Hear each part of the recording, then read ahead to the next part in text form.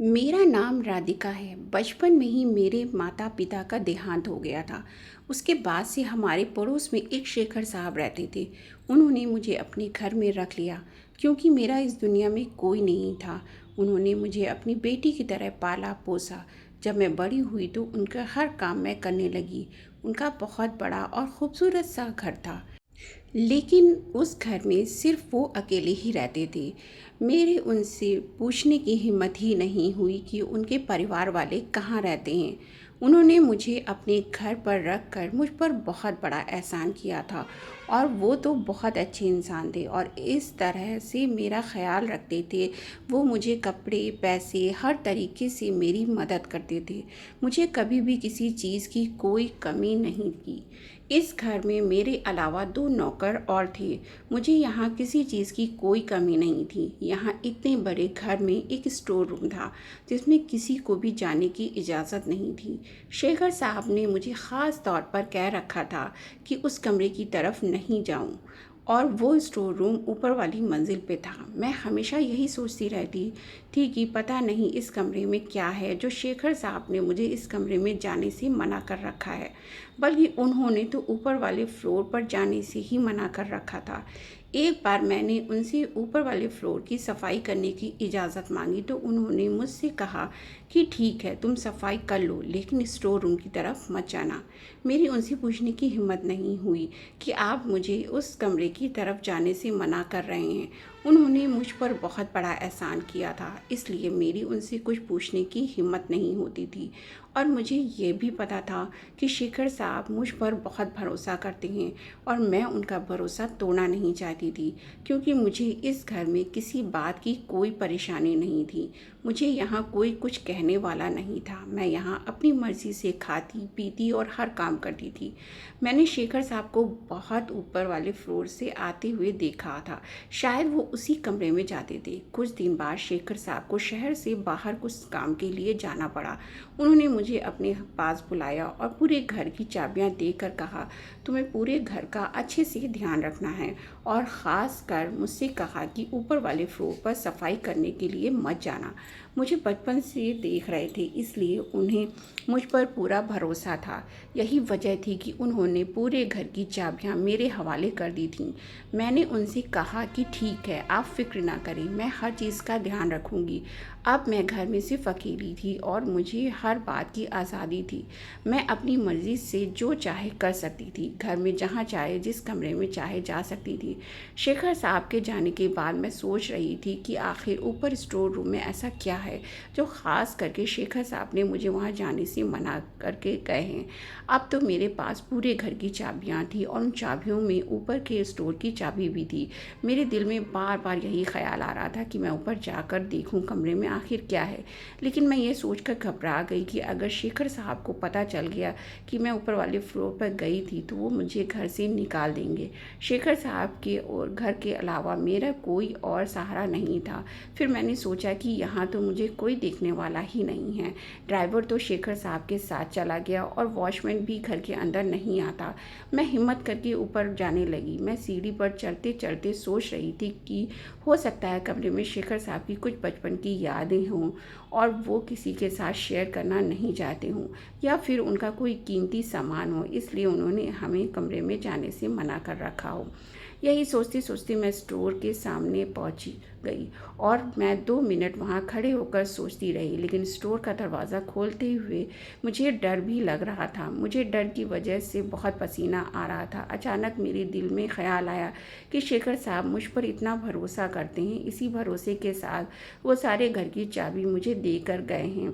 मैं उनका भरोसा कैसे तोड़ सकती हूँ? अगर उन्हें मेरी इस हरकत का पता चल गया तो उन्हें कितना अफसोस होगा। वो तो मुझे इस घर से नहीं निकाल देंगे। इस घर के अलावा मेरे पास रहने का कोई ठिकाना नहीं है। ये सोचकर मैं नीचे उतर आई। साहब को गए हुए 1 हफ्ता हो गया था। साहब के आने में अभी कुछ दिन बाकी थे। मैंने सोचा कि क्यों ना ऊपर वाले फ्लोर की सफाई कर लेती हूँ, क्योंकि जब तक साहब वापस आते तब तक ऊपर बहुत धूल जम जाती और मैं घर में अकेली थी। मेरा दिल नहीं लग रहा था। साहब होते तो वो सारा दिन मुझसे कुछ ना कुछ हल्का फुल्का काम करवाते ही रहते थे।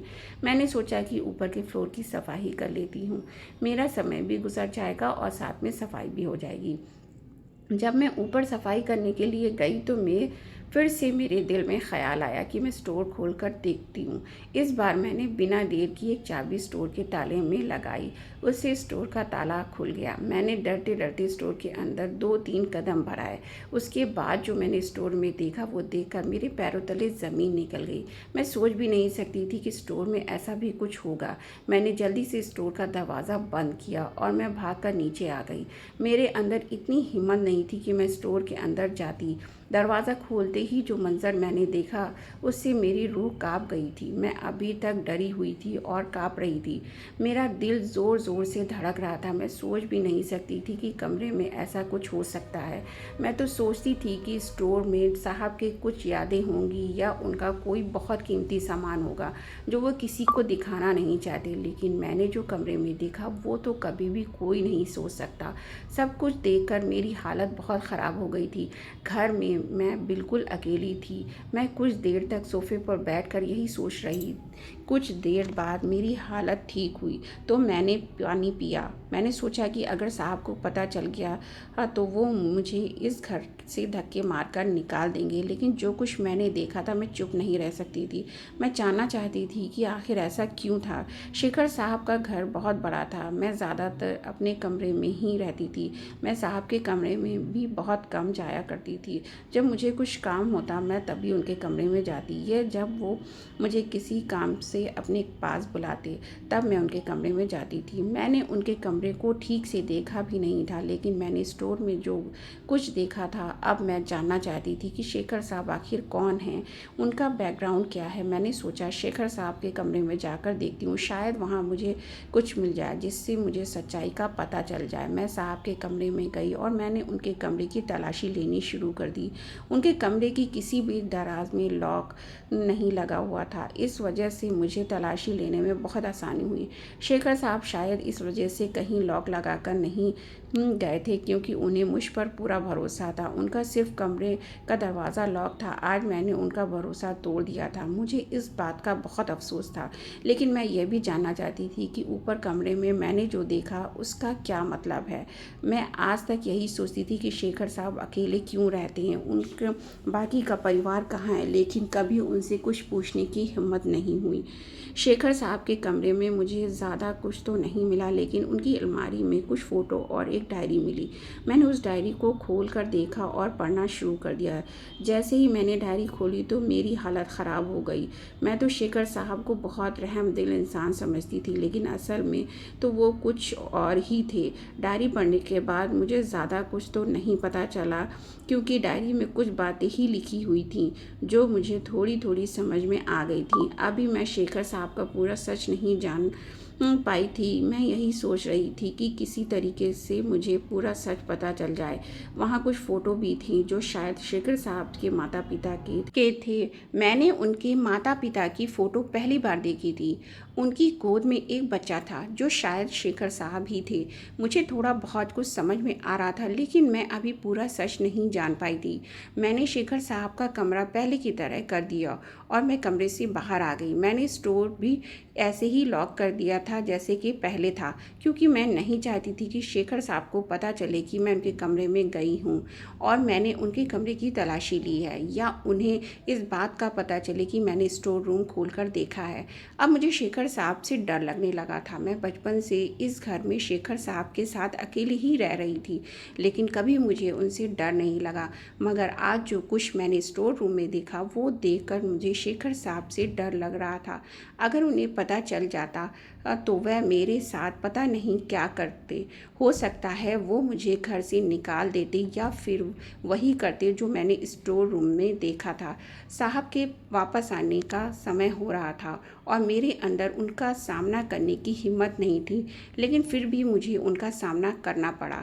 मैंने जल्दी से उनको खाना दिया और मैं अपने कमरे में आ गई। अब मैं यही सोच रही थी कि साहब को पता चल गया तो वो पता नहीं मेरे साथ क्या सलूक करेंगे, कहीं वो मेरी जान ही ना ले लें। मैं अपने कमरे में आराम कर रही थी, मेरे फ़ोन की घंटी बजी। जब मैंने फ़ोन उठाया तो साहब बोल रहे थे और साहब ने मुझे अपने कमरे में बुलाया था। यह सुनकर तो मेरी जान ही निकल गई।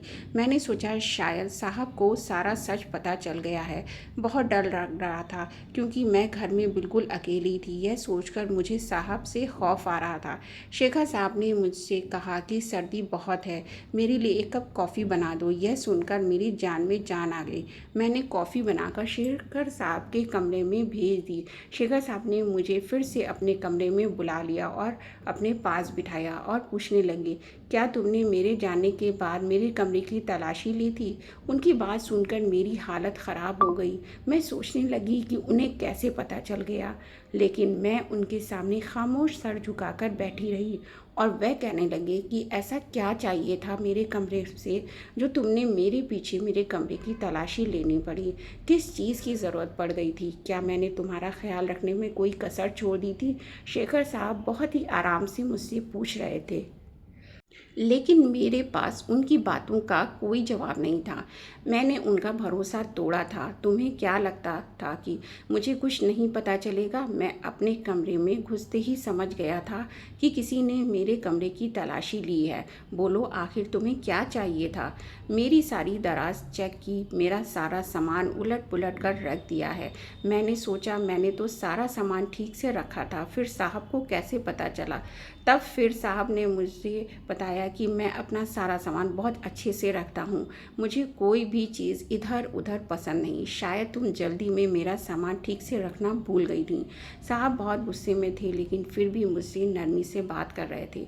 वो मुझसे सवाल पर सवाल किए जा रहे थे, लेकिन मेरे पास उनके सवालों का कोई जवाब नहीं था। आखिर मैंने उन्हें बता ही दिया। मैं ऊपर वाले फ्लोर पर सफाई करने गई थी। मेरी नज़र स्टोर रूम पर पड़ी तो मैंने अपने शक दूर करने के लिए स्टोर रूम को खोलकर देखा। जैसे ही मैंने स्टोर का दरवाज़ा खोला तो मेरी जान निकल गई। इसी वजह से सच जानने के लिए मैंने आपके कमरे की तलाशी ली। मुझे लगा हो सकता है आपके कमरे में मुझे कोई ना कोई सुराग मिल जाए जिससे मुझे पूरा सच पता चल जाए, लेकिन आपके कमरे में मुझे कुछ भी नहीं मिला। जो कुछ भी मैंने ऊपर देखा उसके बाद अगर मैं खामोश रहती तो वो मेरे लिए पाप होता। मुझे आपके कमरे में सिर्फ एक डायरी और कुछ फ़ोटो मिले थे, जिसे देखकर मैं सोच में पड़ गई। मुझे समझ नहीं आ रहा था कि आपने ऐसा क्यों किया। क्या कोई आदमी किसी के साथ ऐसा भी कर सकता है? मैं तो आपको बहुत नेक समझती थी, लेकिन आप तो कुछ और ही निकले। मैं कभी भी आपके बारे में ऐसा नहीं सोच सकती थी। मुझे शेखर साहब से बहुत डर लग रहा था, लेकिन फिर भी मैंने उन्हें सब कुछ कह दिया। ज़्यादा से ज़्यादा वो मुझे इस घर से निकाल देते, लेकिन जो भी मैंने ऊपर देखा उस सब के बाद मैं खामोश नहीं रह सकती थी। शेखर साहब मेरी बात सुनकर गुस्सा होने के बजाय मुस्कुरा कर मुझे देखने लगे और मुझसे कहने लगे, जानकर खुशी हुई कि तुम्हें सही और गलत का फ़र्क मालूम है। तुम्हें पता है कि क्या सही है और क्या गलत है। अगर तुम्हें सच जानना था तो तुम मुझसे पूछ लेती। तुम्हें इस तरह मेरे पीठ पीछे मेरे कमरे की तलाशी नहीं लेनी चाहिए थी। मैंने तुम पर भरोसा किया था, तुमने मेरे भरोसे को तोड़ दिया। तुम्हें सच ही तो जानना था ना, तो ठीक है, आज मैं तुम्हें सारा सच बताता हूँ और फिर तुम जान लोगी कि तुमने जो देखा वो सही था या फिर गलत। मैं सिर्फ 4 साल का था जब मेरे पिताजी का देहांत हो गया था।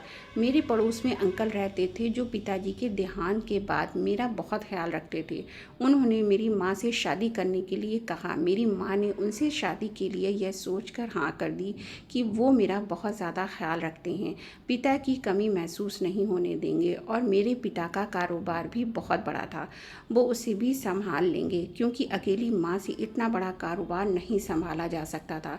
और मैं भी उस समय बहुत छोटा था। शादी के बाद भी मेरे दूसरे पिता मेरा बहुत ख्याल रखते थे। वो मुझे स्कूल छोड़कर आते और स्कूल से वापस भी लेने जाते थे। मेरी हर चीज़ का ख्याल रखते थे और मेरे साथ खेलते थे। मैं भी उनके साथ बहुत खुश रहता था। उन्होंने पिताजी का पूरा कारोबार संभाल लिया था। मेरी माँ भी उनके साथ बहुत खुश थी, लेकिन मेरी माँ का और उनके साथ कुछ ही दिनों का साथ था। शादी के 1 साल बाद ही मेरी माँ को कैंसर हो गया और उनका देहांत हो गया। मेरे पिताजी ने अपनी मौत से पहले ही अपनी वसीयत बना दी थी कि जिसके मुताबिक सब कुछ मेरे नाम पर था।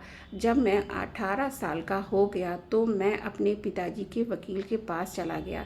वो मेरे पिताजी के दोस्त थे, इसलिए मुझे देखकर बहुत खुश हुए और उन्होंने मुझसे पूछा कि मैं ज़िंदा कैसे हूँ। मैंने उन्हें सारी बात बताई तो उन्होंने जायदाद मुझसे वापस करने में मेरी मदद की। जब मेरे सौतेले पिता को पता चला तो उसने सबके सामने हाथ जोड़कर मुझसे माफ़ी मांगने का ड्रामा किया। मैंने उसको सबके सामने माफ़ कर दिया और मैं उस आदमी के साथ अपने घर वापस आ गया। लेकिन मेरे दिल में उसके लिए नफ़रत ख़त्म नहीं हुई थी।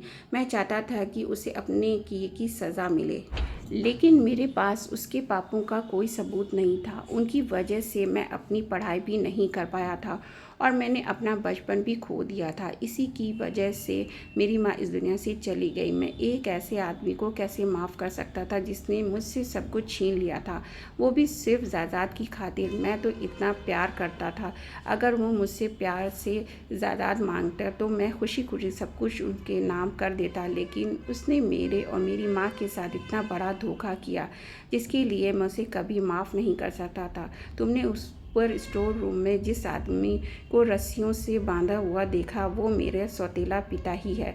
जो उसने मेरे साथ किया उसके बाद उसे सज़ा मिलनी ज़रूरी थी, लेकिन उसकी तरह जालिम नहीं हूँ। मैं उसे समय पर खाना भी देता हूँ और पानी भी पिलाता हूँ और उस पर कोई जुल्म भी नहीं करता। बस मैंने उसे रस्सियों से बांध कर कमरे में बंद करके रखा है। जब तक मेरी माँ ज़िंदा थी उसने मेरे साथ बहुत अच्छा सलूक किया, क्योंकि वह जानता था कि वह कुछ दिनों बाद मेरी माँ को मार देगा और उसने ऐसा ही किया। वो तो मुझे भी रास्ते से हटा देता अगर नौकर मेरी मदद नहीं करता और मुझे अपने साथ नहीं रखता। अब तब जब जिंदा थी तब मैं उसे ऐसे ही कैद में रखूँगा। तो एक दिन माँ बाप का बच्चा था, अगर वो मेरे साथ अच्छे से रहता, मुझे अपनी औलाद समझ कर रखता तो मैं उसके लिए अपनी जान भी हाजिर कर देता। लेकिन सिर्फ जायदाद के लालच में आकर उसने मेरे और मेरी माँ के साथ बहुत गलत किया, जिसकी सज़ा उसे मिल रही है और जब तक वो ज़िंदा है मिलती रहेगी। दोस्तों, उम्मीद करती हूँ आपको हमारी कहानी पसंद आई होगी। मिलते हैं अगली कहानी में।